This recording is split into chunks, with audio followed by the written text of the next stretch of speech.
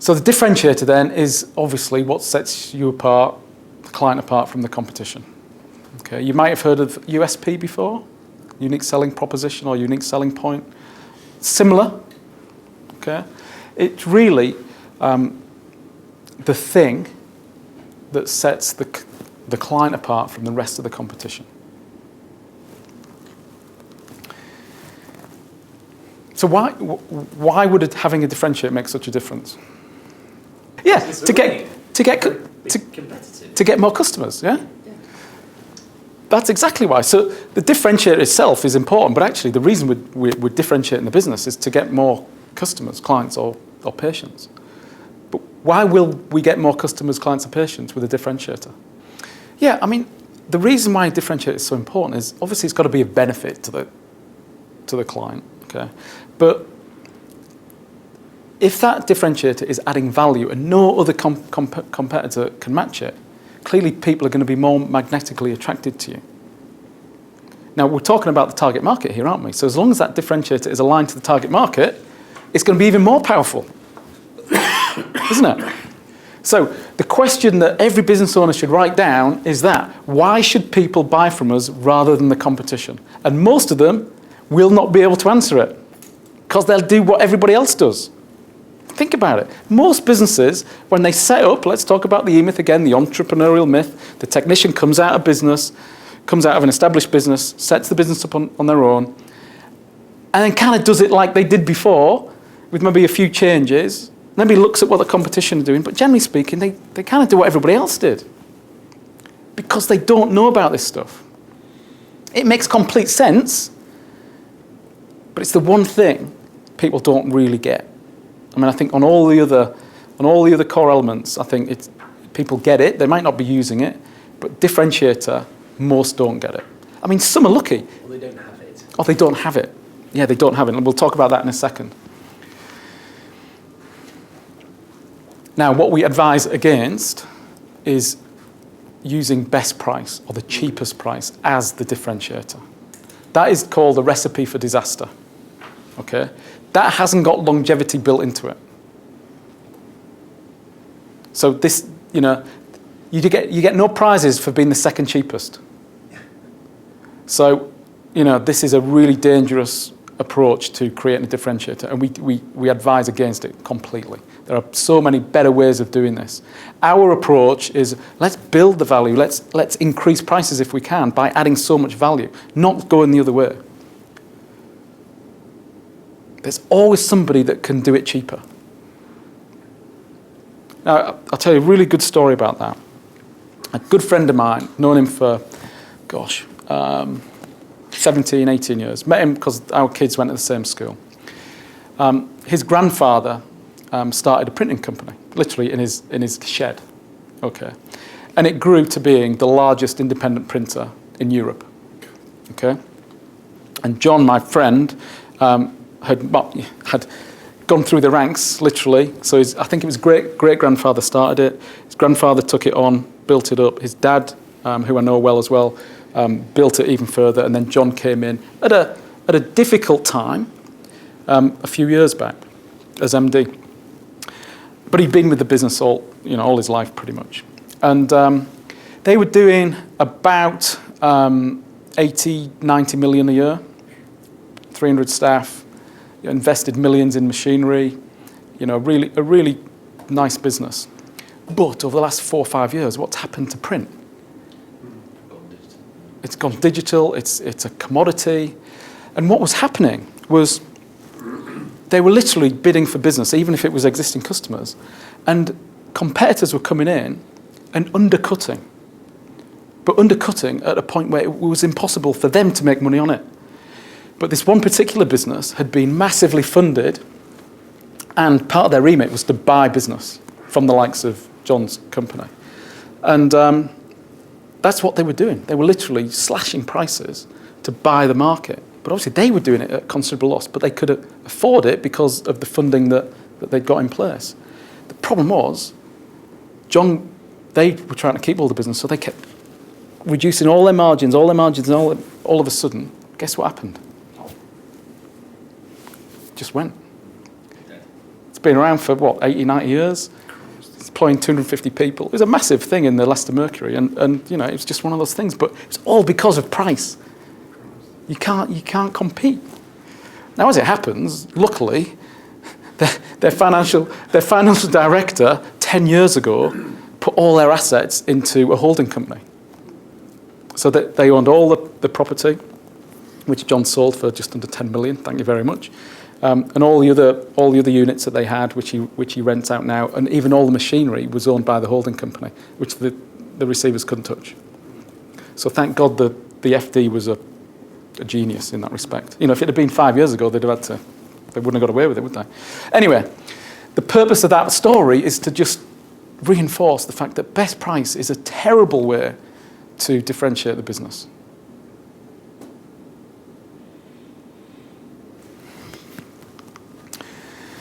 Because of people like that. So the guys that I was talking about, we created this cartoon character called Slasher.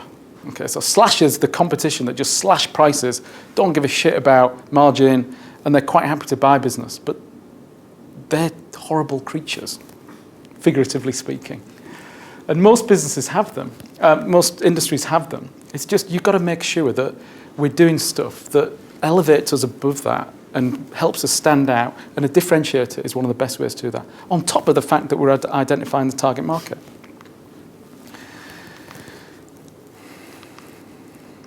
So let me just take you through how we buy now. And this has changed in the last 4 or 5 years, forever, okay? Now, all this stuff, by the way, this is why you're going to love doing this stuff, but also why your clients are going to love listening to you, because we are so current with this stuff. and when you take them through this, they're all going to be going, yeah, this is exactly how we do it. So let's just say your washing machine breaks down, okay, and you need a new one. So what do? You go to Google? Who uses Google? Yeah. Most of us. So we type in new washing machine, okay? And then these things come up here. So you've got your sponsored ads here, and you've got the image ads here, okay? And you look at them and you think, well, okay, let's click on one of these links to see what models we've got. Yeah, that's pretty much how we do it. Yeah. So we click on one of those links, and let's say it was the Currys PC World one, and we look at this one. We think, oh yeah, that suits. That's the Hoover Dynamic Link DHL, whatever it is. Oh, it's a 1400 spin washer, which means nothing to me, but and it's 229 quid. Not bad. What do we do next? Check. Compare. And look for some more. Yeah, and see what? If there's a better offer. The same thing, cheaper. Cheap, absolutely. So what we do is we go back and we put in Hoover Dynamic blah blah blah, don't we? And then it brings up these, okay, and then we look at the So we click on AO.com, and actually we find, oh, it's more expensive. So then what do? We go back, we go back. So what we've got to do is we've got to build value in the proposition. Otherwise, we become a commodity. Okay, we do not want the client to be a commodity sell. Okay? So when we build in the target market and we align the differentiator to the target market, which means by effect, that differentiator should have massive appeal to the particular target market. What we're doing is we're taking the business out of the price comparison and commodity type sell and lifting it above that. Because if we do something that nobody else does, how can we be compared?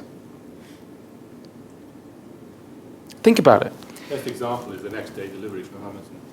The Amazon Prime member, you get next day delivery. Or same day, Or same day. even. And I often buy stuff that's more expensive, but I get it next day. So I agree. Because they've given you something of value. Now think about it. If we wanted to buy a particular product or service, and we go to 3 or 4 different organisations, and to all intents and purposes, they're all selling the same thing. It doesn't have to be a product, it could be a service. So it could be accountants, it could be lawyers, it could be someone that sells garden tools, whatever, it doesn't matter. And we look at a certain product or service that we want. But the thing is, they're all they're all doing the same thing. What is the only way we can differentiate those businesses on? What is the thing? Yeah, but let's say it's all the same. So let's assume they're doing everything pretty much the same. What's the only thing that differentiates them between each other? Buying experience. You can offer. Keep going. The one thing. No? Oh, everything's the same. Because this is how it is. Well, sorry, it'd be the price then, wouldn't it? Yeah, it's the price. The only thing that differentiates them is the price. Why would I buy from Ellie if she's 20% more expensive if I can get the same thing from Mike? Why would I do that? Because you get Ellie. Yeah, I'm getting Ellie, fair point. But I'm not, am I? Much nicer service. I'm just not going to do it. So the other thing that's really important about not differentiating the business is you unwittingly put the business in a commodity type sell, because the only way a customer can differentiate is based on price. So the differentiator thing is massive in itself, but actually the undercurrent, if you like, or the added benefit of doing it is because we can't then be compared. So one of the classics I just want to kind of take you through is Dominos Pizza. Okay. Now I'm reading at the moment the autobiography of one of the brothers who started Domino's Pizza. It's fascinating. It was written in 1986, but it's not on my recommended reading list. But I suggest you do put it on because it's really interesting. Anyway, this is a picture from the book, and what happened was two brothers, the Monahan brothers. They basically bought a restaurant, and this was the restaurant it's called Dominos Pizza, okay? And it's in a place called Ypsilanti, if that's how you pronounce it, correct? And in Ypsilanti was a well-known university. I forget the name of it now. And they bought the restaurant to help fund them through university. That was the plan, okay? But the challenge was that at the time, they were competing against a number of different restaurants and people like Pizza, who I think were around then, big organisations. And what was happening at the time was Domino's were kind of saying what everybody else was saying, that come and buy our pizzas, they're the best tasting pizzas on the planet. Okay, so it was all about the best tasting, but everybody was saying the same thing.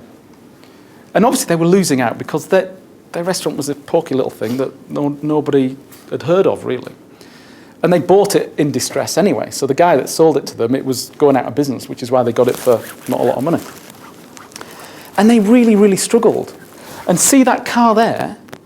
So the brothers went in as 50-50 shareholders. One of the brothers decided to leave because they just didn't have any money. And part of the deal was that Tom Monahan, who took it on, let his brother have the car, the delivery car, as compensation from coming out of the business. And it was exactly that same car.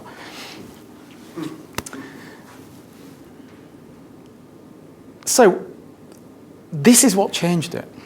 So Tom Monahan looked at his target market. Who do you think his target market was? A big university town, students. And he was one, which helps because he was the target market. He kind of got it. And he created this. So he didn't think, how can I differentiate my business? What he first thought is, who is my target market? Students. Well, typically on a night, they've had a few drinks. What happens? Well, it happens to us as well, doesn't it? We get the munchies, don't we? Okay, so he's thinking, right, so what do students really want? Do they want the best tasting pizza in the world? Probably not. I mean, they don't want it to taste horrible, but does it have to be the best taste? No, it doesn't. And I quite like Domino's, and my kids love Domino's. But, are they the best tasting pizza? No, but they're nice. Anyway. But what do they really want? They want it hot. Because you don't want cold pizza. It's horrible, isn't it? Well, a lot of people do like cold pizza, but in the morning, yeah. And they want it fast, don't they? Because you don't want it to arrive when you're asleep. You want it fast. So he created this differentiator, red hot pizza, delivered to your door in 30 minutes or less, guaranteed. It's a multi-billion-pound organisation doing well over 10 billion a year on pizzas, for goodness sake. All be- one of the most competitive markets that you can imagine. Yeah. They're the second largest pizza chain in the world. I think Pizza Hut are the top. But it's a very, very, very successful franchise. And predominantly because of that. Now, unfortunately, they're not allowed to use that in full now because several years ago, their delivery drivers are actually on commission for getting the pizzas on time. Because obviously, if they don't get it on time, it's free. And they had a couple of separate incidents where they on their motorbikes, gone up on the curb, and there'd been 2 fatalities. So you know what it's like in America. So they can't use that now. But by then, the business had well established itself. They maintain that level of service. And let me just tell you a quick story. So you see their logo. He tells it this in the book. His designer friend created this. And actually, the dots represented, because when he went to the designer, they had 3 restaurants. So they represented 3 restaurants.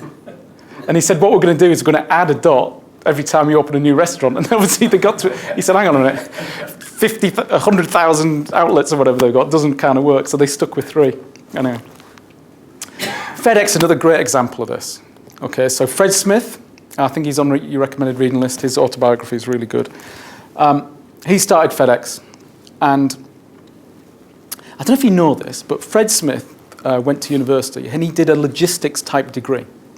And his paper was focused on the advancement of next day delivery. And he wrote, his dissertation was on that itself. And nobody at the time was doing it. So all the big boys, UPS and everybody like that, they were just they were moving stuff, but nothing was next day. You know, they might say we can deliver your parcels fast, but nothing was next day. And what Fred Smith did was he identified the target market, so it's people who needed their documents or whatever it may be delivered the next day, but essential that they got there the next day. So he created this differentiator based around the target market again, when it absolutely, positively has to be there overnight, FedEx. So think about it. If you need your documents or a parcel delivering the next day, who are you going to call? Don't say Ghostbusters. I was just going It's a no-brainer, isn't it? Because they guarantee it. And you look at their website, even now, okay, and it says, here we go. We're so confident in the reliability of our systems and people that we back FedEx Express international shipments with a money-back guarantee. So it's obviously this. It applies even if we've missed our published or quoted delivery time by just 60 seconds. So they're living it. And guess what? Do you think they're the cheapest? No. They don't need to be, do they? No. Why don't they need to be? Because they're differentiating. Yeah, because they're differentiator, ideally aligned to the target market. Again, multi-billion pound organisation that wasn't a multi-billion pound organisation when Fred Smith created that differentiator. It made them into one. Okay, so let's look at how then we create a differentiator. So there are 3 parts to this. The first thing is just you've got to do something that's unique. You have to do something that's unique. You've then got to create that uniqueness. Okay, so you've got to articulate it. You know, like the likes of FedEx and Dominos have done. It's not like a ream of, this is why we're different. It's ideally succinct in 1 or 2 sentences. So you've got to craft it, and then obviously you've got to communicate it. The reason why the communicate thing's on there, and it is for a number of the core elements, is a lot of businesses do have a differentiator, but they don't communicate it. Take Technifold. He created a device that no one else had ever created. It was unique. And in that ad, it's like the 5th bullet down, hidden in the ad, because agencies are stupid. But do you see what I mean? So you will come across clients who actually, you don't have to do the stuff I'm going to talk about now in terms of creating a differentiator in the business. They've got it. You just got to communicate it. So obviously what we're saying to the business owners, so if it is, just write it down. Write down whatever it is. Okay, we can articulate it in a minute, but write it down. Be precise. So if there isn't one, because obviously that's where we go first, isn't it? If you've got one in your business, great. Now, even though there are a number of businesses that have it in their business, there are obviously more businesses that don't. Okay, so what we've got to do is we've got to create one. So how do we do that? Well, we've identified 10 ways that a business owner can create a differentiator out of thin air. The first thing is, obviously, if it's new, and by that's nature, it might, because it's new, it may be unique. So what can you do, what can you hang your hat on that's maybe new that you're doing at the moment that could actually provide a differentiator? What about the highest quality? Okay, so one of the best is Rolex. Obviously it's a very high value brand. They position themselves as that it's the highest quality. Expert status. So one of the easy, if we're working with a consultant or a coach or whatever, actually, to be fair, any business, write a book. Write a book. Instantaneously, expert status. Like that. There's a book in everyone. You just got to write it. And it's not even that difficult these days, because guess what you can do? You can get a ghostwriter. Amazing customer service. This is huge. We're going to talk about moments of truth later on this afternoon, but if you provide amazing customer service that nobody else in your industry provides, that is unique, isn't it? And we all love good service, don't we? Largest size selection. Okay, that's obviously something that is important to a lot of people, depending on the product or service. So if the client has, the largest size selection. Amazon started out, their thing was Earth's biggest bookstore. Yeah. That's Jeff Bezos, who set it up. He always wanted it to be the everything store, but he started with books because he saw an opportunity. And obviously, loads of big book companies have gone bust, or suppliers of books have gone bust as a consequence of Amazon's dominance in the market. So he basically set up, if you want a book, you can get it from us. Speed. Okay, speed of delivery, like we talked about Amazon. Speed of service. Speed is a huge, huge thing. Yeah, we use it. Yeah, we use it. So when we're working with clients, speed is something we talk a lot about. Look, you should be able to pay for your program for the next 12 months in the first 4 weeks from what you can generate out of the vault and working with your expert. Speed is huge. If your client can do it faster than anyone else, that is a massive advantage. And you can charge a premium, as we've discovered. The other thing is, obviously, every product service in the world is a solution to a problem that a customer has. Okay, so if your client's product or service actually solves that problem and it's actually unique in the marketplace, then that itself, obviously, can be a differentiator.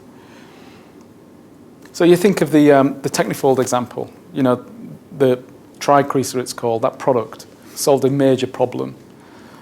And that in itself was the differentiator, because it actually solved fibre cracking when you fold card and paper. The magic wand is a good one. So the magic wand question is basically, so you go to customers and you say, look, I've got a magic wand in my hand. If I could wave this magic wand over our business, what would be the one thing that you'd love us to provide for you? And actually, sometimes when you ask that question, customers will actually deliver something to you or tell you something to do, and you think, actually, we could actually do that. It's not going to cost us too much money. We could actually do that as part of the business and create a differentiator as a consequence of that. It doesn't always work, that one, but sometimes it can reveal some amazing stuff that customers and staff usually think of better ways of doing stuff. It's just the business owner doesn't ask them. Then we got biggest benefit. So, if the biggest benefit that this particular product or service delivers, or if it's the service, if the biggest benefit itself is so huge and unique, that can be the differentiator as well. We'll talk more about features and benefits later. And finally, if all those things fail, you've got the guarantee. Okay, I'm going to talk more about that. Now, the beauty of this, okay, is even applying these first 9 can, in some instances, be difficult. It could be too costly, or whatever it may be. It could be just a stretch too far for the client. The beauty of number 10 is, by its nature, a guarantee, as long as obviously you create it or the client creates it, so it is a unique guarantee, because most businesses don't offer a guarantee. But as long as that guarantee is unique, by nature, it becomes a differentiator, doesn't it? Now, the ideal would be to have a differentiator plus the guarantee. But the fallback is always the guarantee. So there is no excuse for a business not to be unique, because the guarantee can always be unique. We'll talk more about that later. Okay, so we've talked again about the lowest price. Let's not go there. Okay. So then we've got to craft and communicate it. So there might be 2 or 3 things that the client writes down and thinks, yeah, we could do that. So they've got a short list of differentiator categories. They then craft it and decide which one's best. And there are 3 rules. Rule 1 is it's got to be short and concise. It can't be reams and reams of paper. You know, you look at the FedEx and the Dominos, it's like a line, a sentence. Rule 2, clear and easy to understand. Okay, so when people read it, they get it. Okay, it's not some clever statement that people don't understand. And rule 3, that obviously it's got to be aligned to the target market. So a differentiator on its own that isn't aligned to the target market is still going to be powerful, but think about if it's aligned to the target market, it's going to be so much more powerful, which is why the target market always comes first. So those examples with Domino's and FedEx, their differentiator didn't come first, did it? They couldn't have created the differentiator if they didn't know who the target market was. So target market comes first, followed by the differentiator. And then, of course, you've got to communicate it. Otherwise, the perception is you don't do anything that's unique because nobody knows about it.